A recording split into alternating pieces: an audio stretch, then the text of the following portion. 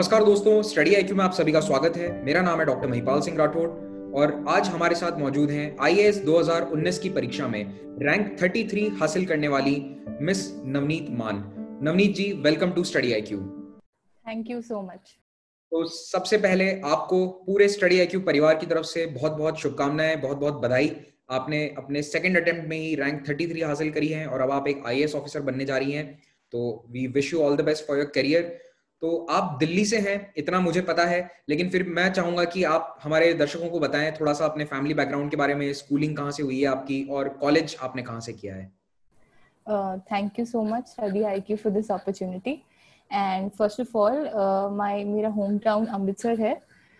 However, I've done most of my schooling and in Delhi itself, and then I graduated from BTech from IGDTUW at Kashmiri Gate in Delhi, and I've done my BTech in Computer Sciences and Engineering. मैंने 2017 में complete करी थी, and then I started giving civil services attempts. तो आप computer science engineering की graduate हैं, तो आपका सिविल सर्विसेज की तरफ रुख कैसे हुआ? What was the turning point that made you bring towards civil services? I think from the very beginning some sort of public service potential and मतलब मन में था कि I had probably कुछ करना है ऐसा, but I was not very driven towards civil services from the beginning, and I was more oriented towards computer sciences or going for an MBA. But in second or third year of college, I started thinking that whether going for a career in the private sector in the long term would be beneficial for me. Then I started thinking कि चलो civil services probably is a very good option, and given that my father is in government service, it served as a further मतलब अच्छी base बनी कि probably हाँ ज़्यादा awareness आई कि civil service एक अच्छा career option बन सकता है. So I started preparing. By the end of the college, I was preparing for civil services. Okay. आपके फादर पुलिस में हैं, तो वहां से आप कभी इंस्पिरेशन आई आपको कि आईपीएस ऑफिसर बनना है या पुलिस की जॉब करनी है, वैसा कभी सोच रही है आपकी? जी ऑफ कोर्स, सिंस कि मेरे फादर ने काफ़ी टाइम के लिए एक्टिव पोस्टिंग में दिल्ली पुलिस में काम किया है, एंड ये काफ़ी चैलेंजिंग जॉब होती है और ग्राउंड सिचुएशन पे you have to handle a lot of difficult and trying situations. So he was a very important source of motivation and inspiration for me. But at the same time मतलब एक वो भी था कि you have to have that amount of caliber and vigor to undergo this rigorous process. लेकिन फिर मतलब यही था कि अब सर्विस पोटेंशियल के साथ मतलब इसका एक ये चैलेंज भी है और चार्म भी है. So IPS of course was one of my top 3 service preferences. अब given that की rank is good enough, so I'll get into IS. Definitely. तो आपने 2017 में कॉलेज से ग्रेजुएट करते ही प्रिपरेशन स्टार्ट कर दी एग्जाम्स की, and 2018 was your first attempt और आपने पहले ही अटेम्प्ट या 2017 was my first attempt itself. Okay.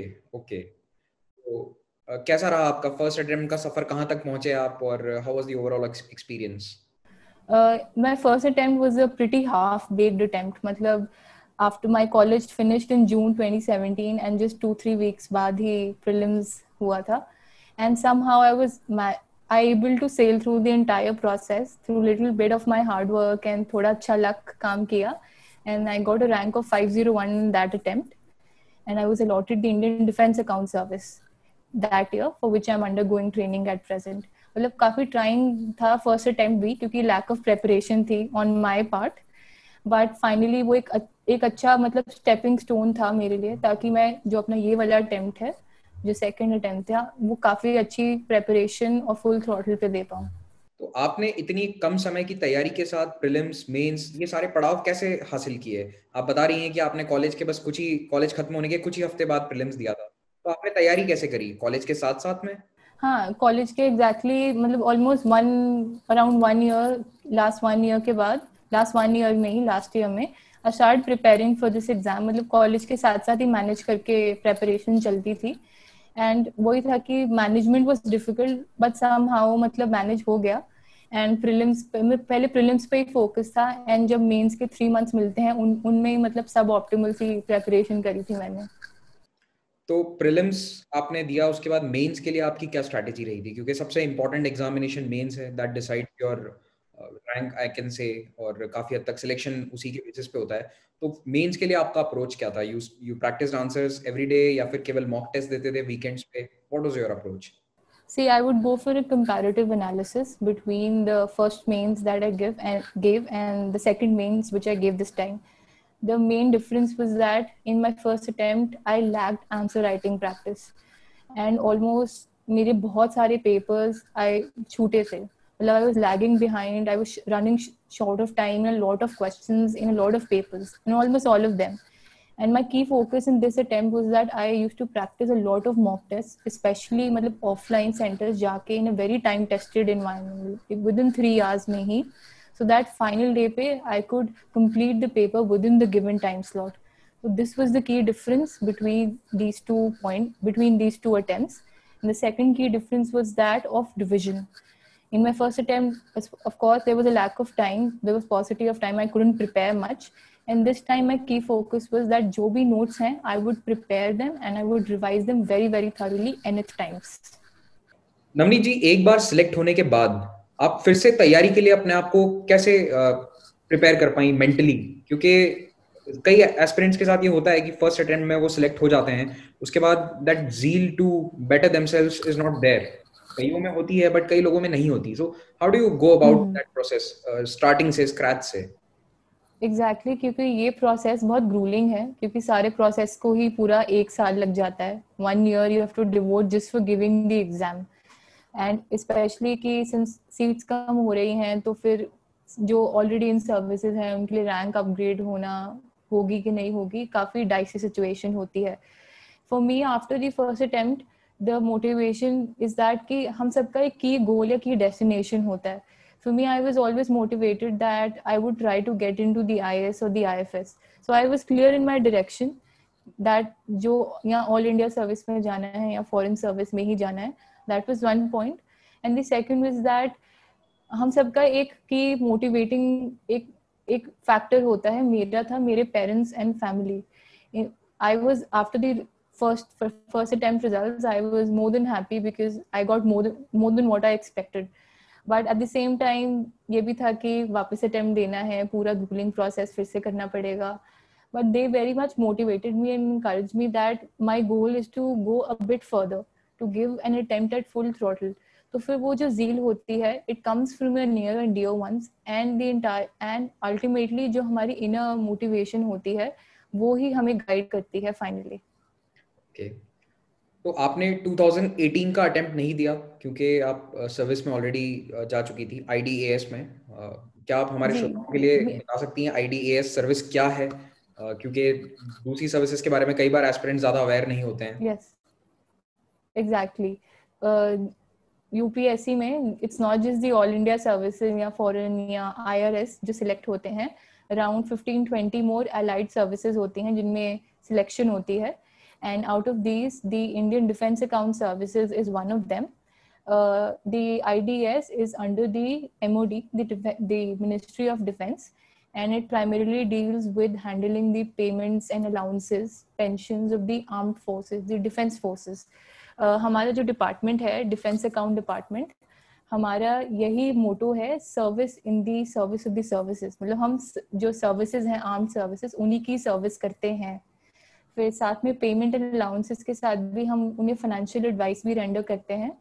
तो मतलब ये काफ़ी एक अच्छी जॉब है, स्पेशली कि you are directly working under the defence ministry और एक बहुत अच्छी क्लाइंटेल के साथ हम डील करते हैं. तो आपने इस जॉब में रहते हुए भी ट्रेनिंग के दौरान अगेन तैयारी करी और अब 2019 एग्जाम में आपने रैंक 33 हासिल करी है, तो इसके लिए आप बधाई की पात्र हैं बिल्कुल. तो इस बार आपका इंटरव्यू कैसा रहा, मुझे ये बताइए. इंटरव्यू के प्रोसेस में कुछ यूनिक एक्सपीरियंसेस आपके दोनों बार के, पिछले अटेम्प्ट के भी और इस अटेम्प्ट के भी?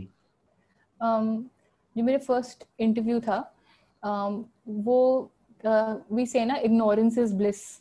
सो I was not very aware और फिर उसी इग्नोरेंस में I gave that interview. Luckily I got good marks. But finally यही था कि my preparation was not very sound. This time I prepared a lot and not just अब जब finally marks आएंगे, I'm not in a position to say much about it, but the difference was that I was prepared and much sure of the questions this time. मतलब मेरी preparation ज़्यादा thorough थी. लेकिन जब marks आएंगे I will repeat, then I will be in a much more certain position.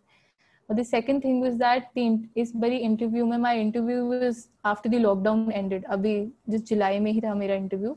And since अभी नया protocol था, we were giving with mask and face shields, so it was a little bit of an inconvenience. But finally all ends that ends well. And UPSC में भी उन्होंने भी काफ़ी effort उठाया with all the due precautions and safety measures कि हमारा interview अच्छी तरह conclude हो. And I'm very grateful for that. Navneet जी, आपने इस अपने प्रिपरेशन के दौरान ऑनलाइन रिसोर्सेज पर क्या निर्भर आप रहे, और अगर रहे तो कितने हद तक, यानी कि कहाँ तक आप समझती हैं कि ऑनलाइन रिसोर्सेज यूजफुल हैं? See, आजकल की डेट में interview is a very good source for knowledge and preparation for civil services. But the problem is that we have a huge flood of information, and it becomes very important that you have to pick and choose. And I actually adopt a much more traditional approach. I prefer the pen and paper always, because this exam is ultimately relying on your memory. Until the time you don't write the thing, memorize it, and then revise it, and I think retention becomes a bit more difficult. So my online sources were a bit limited. I did refer to them occasionally, but I was selective in them. Okay. आपकी बात बिल्कुल सही है कि अगर आप पढ़ भी रहे हैं ऑनलाइन तो अपने हाथ से लिखकर प्रैक्टिस नहीं करेंगे तब तक चीजें याद नहीं रहेंगी. तो बिल्कुल सही बात है आपकी.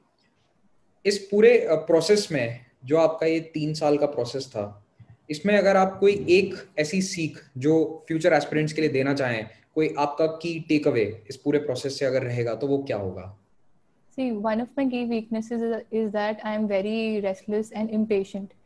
And इस एग्जाम ने एक ना एक तरीके से has taught me to be very patient. Since ये प्रोसेस बहुत grueling है, it's not just an exam. बहुत सारे टॉपर्स यही कहते हैं कि it's an entire journey. पूरा साल लगता है एक अटेम्प्ट देने को. So इस एग्जाम ने मुझे अच्छी पेशेंस सिखाई है कि all that we have to achieve, it doesn't come very easily. You have to work very hard for it. And there are days that when you feel dejected and you feel like probably I would never make it, but still you have to motivate yourself, talk to your dear ones, जो भी आपको motivate करे, आपकी friends, family, etc. And you have to just keep pushing yourself. ये process nerve wracking है, but at the end of the day you can see light at the end of the tunnel. तो ये आपकी जो अब rank 33 आई है और अब आप आईएएस में जाएंगे, तो आप कोई एक्सपेक्टेशन के साथ जा रही हैं? Any expectations from yourself, from the service, कि आपको कोई पर्टिकुलर एम है आपका, उसके लिए आपको काम करना है? मेरा फर्स्ट एम यही है कि since I've got selected, I have to make myself much more capable. कि सर्विस में आए हैं तो इट्स नॉट जस्ट कि आईएएस बन गए हैं तो देन जस्ट बस काम हमारा हो गया. You have to constantly work hard, because today's time सारे बहुत competitive, it's a very competitive world, and you have to always upgrade yourself with the changing trends. And secondly, working in any specific field is that I would love to work for firstly the field of education, and secondly, given that I come from the computer sciences background, I would really love to work in IT and e-governance. And आजकल ज़्यादा focus digital India पे ही है, and it's a very upcoming field जिसके बहुत ज़्यादा interlinkages almost हर field के साथ है. तो Navneet ji, we wish you all the best for your future, और हम आशा करते हैं कि हम जल्द ही आपसे इन पर्सन मुलाकात करेंगे जब कोविड-19 पूरी तरह से खत्म हो जाता है या फिर ज़्यादा कंट्रोल में होता है. तो इसी के साथ मैं ये इंटरव्यू अब समाप्त करना चाहूँगा. Thank you for taking out the time for us. Thank you very much. Thank you so much. Thank you.